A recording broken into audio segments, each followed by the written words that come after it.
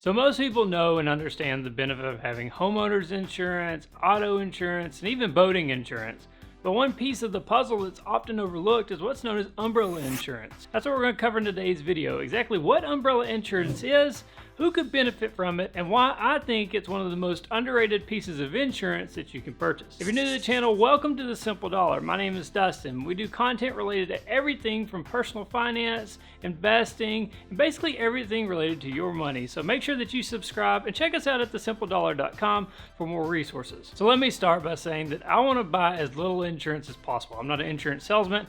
I have no dog in the fight. In a perfect world, we wouldn't have to buy insurance at all. I kind of view it as like a necessary evil. It's something that you have to purchase, you hope you buy year after year after year, and never have to file a claim on it. One thing I don't enjoy is sending in thousands of dollars every year to the insurance company to get homeowners insurance, but if my house burns down, I'm going to be real happy that I've been paying for that. So having insurance allows us to have peace of mind, allows us to sleep better at night, knowing that if we have some traumatic event in our life, it won't impact our finances for the foreseeable future. I'm not constantly worried about some major freak event coming up that completely impacts my finances for decades, if not the rest of my life. Those are the types of losses I want to insure against. Now, the issue you can run into with your homeowner's auto and even watercraft policy is that they have limits, not only on the total dollar amount that they're going to pay out, but also on the total liability in terms of the scope. So imagine for a moment that you have a kid and he's playing in a Little League baseball game and he hits a foul ball over the fence and it hits another parent.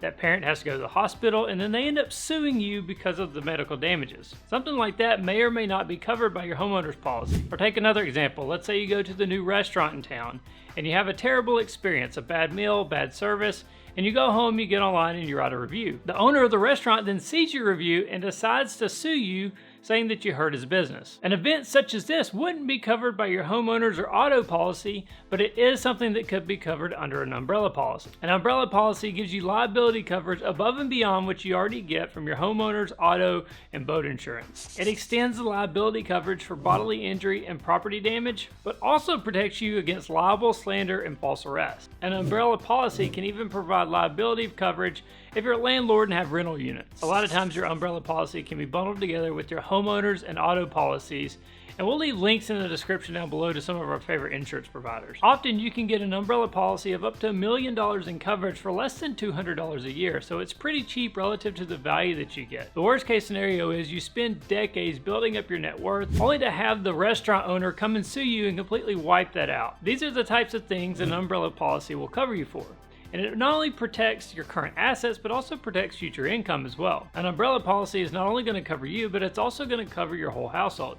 So back to the baseball example, it was your kid that actually hit the ball over the fence, but because your kid is part of your household, that event is going to be covered as well. So there are some things that specifically are not covered by an umbrella policy. The first one is if you cause intentional damage. So having an umbrella policy isn't going to cover you if you go do donuts in your neighbor's yard. You may get a fine, you may go to jail, but you won't be able to file a claim for your umbrella policy. The second thing is any damage specific to your property. Your own personal property should be covered either by your homeowners or your auto policy. An umbrella policy is really for when you have damage to someone else and then they have a claim against you for that damage. Any damages due to war would not be covered. And then anytime you sign away your right and accept liability. So you know how sometimes you have to sign a waiver if you're doing some really risky activity? In that case, your umbrella policy probably is not going to cover that. Business activities also wouldn't be covered. You would need specific business liability insurance to cover those. Now, who specifically should be thinking about umbrella insurance? Well, I'd say in general, pretty much anybody should think about it at least because it protects not only your current assets, but also your future income. With that said, it is more valuable if you have significant assets built up. Again, I go back to the example of you've saved and invested for years, if not decades, and then you've got this substantial net worth built up, and then somebody comes and trips on a step at your house, they may file a claim against you for millions of dollars. You never know when a freak accident is going to happen and somebody blames you, or maybe you post something on social media that's taken out of context. And so specifically, if you have a lot of assets built up and you want to protect those assets for a marginal cost, then I think umbrella insurance is a good way to do it. And the unfortunate reality is, if some people know that you have assets built up, you'll have some people that will try to get their hands on that money by some means. Even if you get hit with a frivolous lawsuit and there's no merit to it, it can still be found against you and you could have to pay out. In order to protect your assets from that type of event, it's good to have an umbrella policy. To learn more about umbrella insurance, check out the links in the description below. If you enjoyed this video, I'd really appreciate it if you drop down and hit the like button. Subscribe if you haven't already. And for the simple dollar, my name's Dustin. Look forward to seeing you again soon.